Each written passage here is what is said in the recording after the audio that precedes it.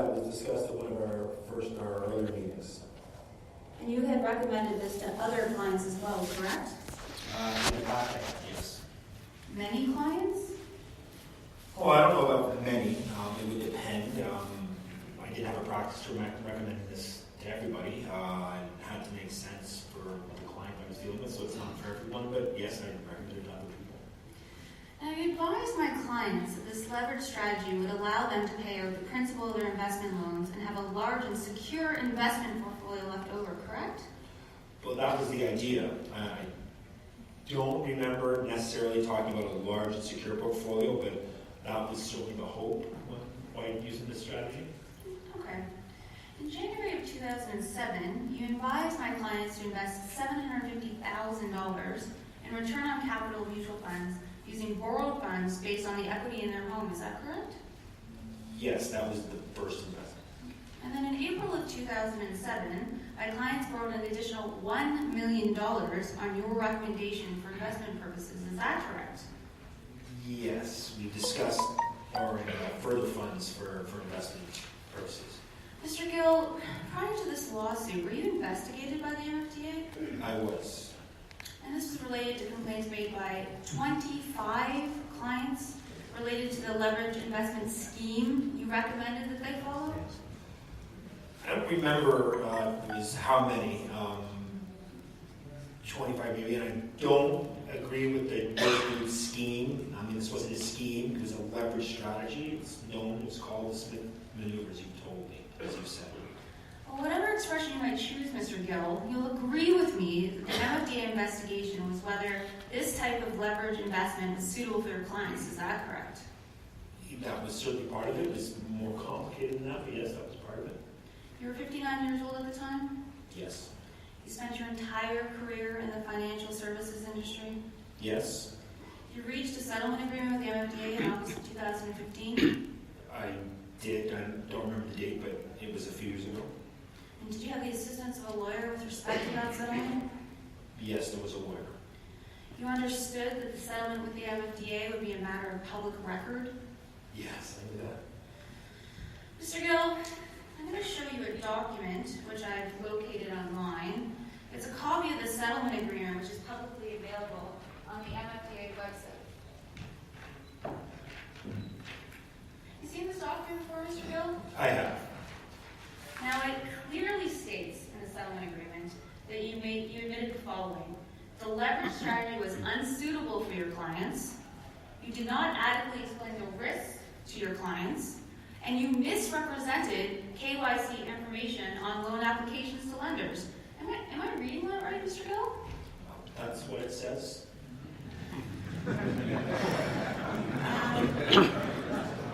Mr. Gill, as I look at the settlement agreement, it says this misconduct took place over a long period of time, 2005 to 2011.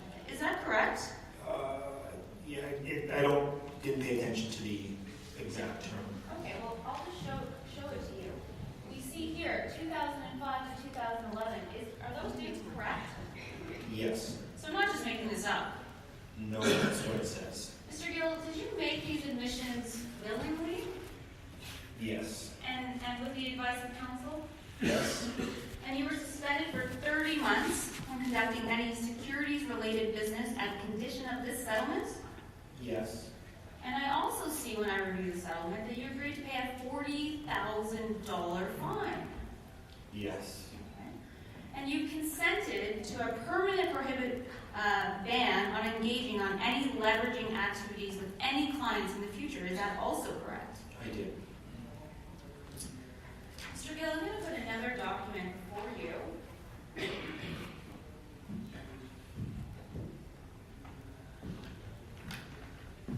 Do you recognize this as my client's KYC form? Yes. So I'll just have you go back to the MFDA settlement agreement for one moment. It clearly says in the settlement agreement that you acknowledge that my clients didn't have a medium to high risk tolerance. Is that correct? Yes, that was an error. Their risk tolerance was lower than that. Okay, an error. That seems to be a consistent theme. Now it also says in the MFDA settlement agreement that not one of the 25 clients that complained about your advice had medium to high risk tolerance. Isn't that the case? Yes. So this wasn't just an isolated incident or mistake, was it, Mr. Gill? Well, mistakes happen. I do my best when I complete my paperwork, but mistakes sometimes happen. Seems to me you made 25 of the same mistakes here, didn't you, Mr. Gill? Well, like I said, mistakes happen. I'm not perfect. Well, I'm sad to say I agree with you there. Now let's look at this KYC form again, if you don't mind. It indicated clearly that my clients had good investment knowledge. You know today, however, that this was not the case. In fact, you've already admitted to the MFDA that almost none of your clients had good investment knowledge. Is that correct? Yes. Mr. Gill, when I look at that form, 2 of the 3 items on the KYC are lies. Well, I don't agree with the term lies. What should we call it then? Half-truths, fake news, mischaracterization? You'll agree with me, Mr. Gill, the information you reported about my client's risk tolerance and investment knowledge was inaccurate. Yeah, I feel like I've already answered this and told you, yes, I made mistakes. Well, let me tell you what I did, Mr. Gill. I believe these errors were no mistakes. I'm going to suggest to you that you were motivated here to ensure that the lender would approve the loan to my clients and that your dealer would approve of this particular investment strategy. I disagree. Well, it's no coincidence, Mr. Gill, that out of the 25 clients that complained to the MFDA about this scheme, all of them have tolerance listed as medium to high risk on the account opening forms. You seem to have compiled yourself quite a roster of risk-tolerant and knowledgeable investors. Would you say that's fair?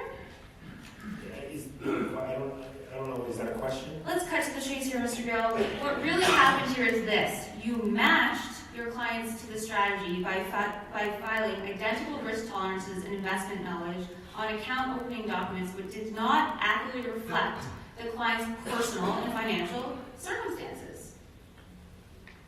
Some mistakes were made. Yes, I seem to agree with you on that point, Mr. Gill. Let's talk about some of the other mistakes that you made. I'm going to put before you another document.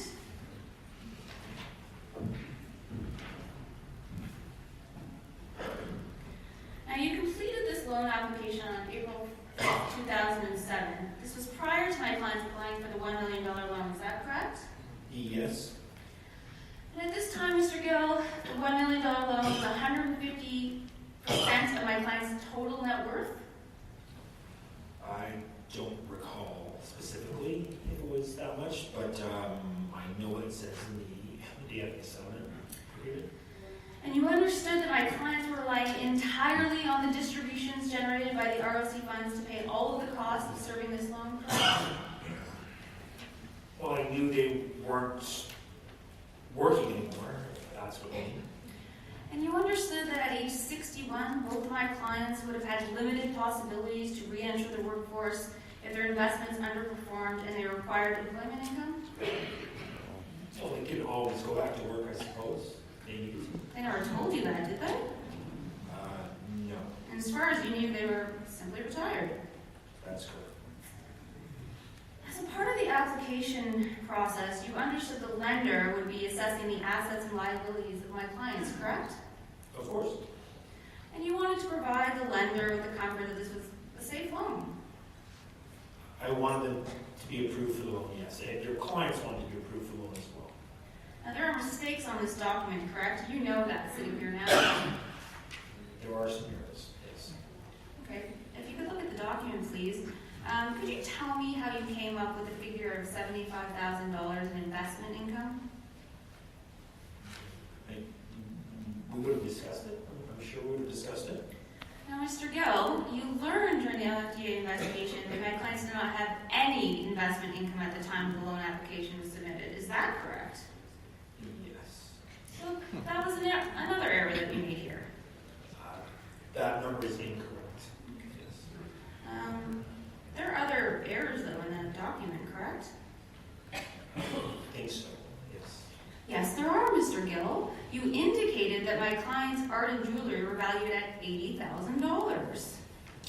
Yeah, that's a little on the high side, I think. I mean, I'm going to suggest to you, Mr. Gill, that it's more than a little high. My clients advised me that their art jewelry was only worth around $40,000 at most. Is that right? I don't know that. Do you have any evidence to dispute that assertion? I don't know the value. Now, that's not the only mistake in this loan application, is it? I think we're up to number 3 now, Mr. Gill. There might be another one. I'm going to suggest to you, Mr. Gill, that you seem to have inadvertently doubled the value of another asset while filling out this form. The value of my client's vehicles was only $20,000, wasn't it? I don't remember. You don't remember. Well, Mr. Gill, I'll just take you back to the settlement agreement, Exhibit 1. I think we're at page 9. I'll have you take a look at that for me. You see that, Mr. Gill? Yes. You see that you acknowledge the value of the client's vehicles was only $20,000, not $40,000 as you've written on the loan document? Yes, I see that. You were truthful when you told this to the MFTA? Yes, I would.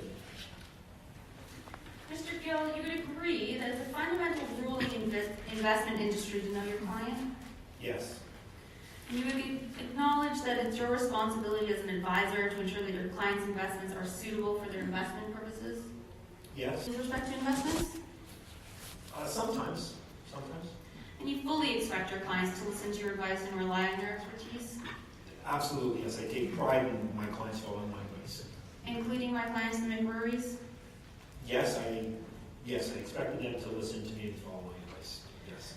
At the risk of stating the obvious, Mr. Gill, there are certain risks inherent when investing using borrowed funds. Is that correct? There's always risk. That's true with any investment. Agree that there are additional risks that many less sophisticated investors may not appreciate? There are additional risks. Yes, I agree. Do you agree with me, Mr. Gill, that at minimum an investor considering borrowing funds for the purposes of investing should understand the risk that the investment returns could potentially not be sufficient to service the investment loan? They should know that, yes. So that scenario is entirely possible, isn't it? It's possible. And the investor would need to understand that in such a scenario, you would need to service the loan using other funds, correct? Well, yeah, it's just common sense, and I'm sure that I would have brought that up with them. Did you tell my clients this? Oh, I'm sure I would have. Well, Mr. Gill, I know this will come as a surprise to you, but my clients tell me that you never explain that to them. Do you dispute that today? Well, I was at those meetings, and I believe I would have explained this to them. Mr. Gill, I'd be interested to see your notes that you have from the meeting with my clients. Do you have those? No, I was very busy the day I met with your clients, and I just didn't have time to take any notes that day. So your only evidence here today is your word. Yes, and like I said, I would have explained it to them. That's my usual practice when I deal with clients.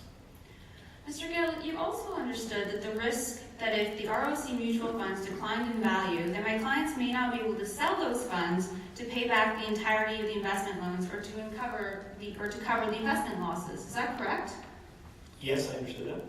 And you also understood at the time the risk of the ROC mutual funds might reduce, suspend, or even cancel altogether the distributions paid to investors due to declining market conditions or poor investment performance. Yeah, the investment was not guaranteed. Did you tell my clients this? I'm sure I did. Well, again, sir, my clients seem to remember things very differently. I'm advised that you never explained that to them. Do you dispute this? I believe I would have explained it to them. And do you have any notes from your meetings with my clients? No, as I said, I was very busy that day, and I didn't take any notes. So again, your only evidence today is your word? Well, it's my usual practice to tell my clients those things, so I'm sure I would. Well, it seems to me, Mr. Gill, that you have almost no documentation to support your version of events. Isn't that right? Well, I have some documents, and I've made changes since the MFDA matter. I'm much better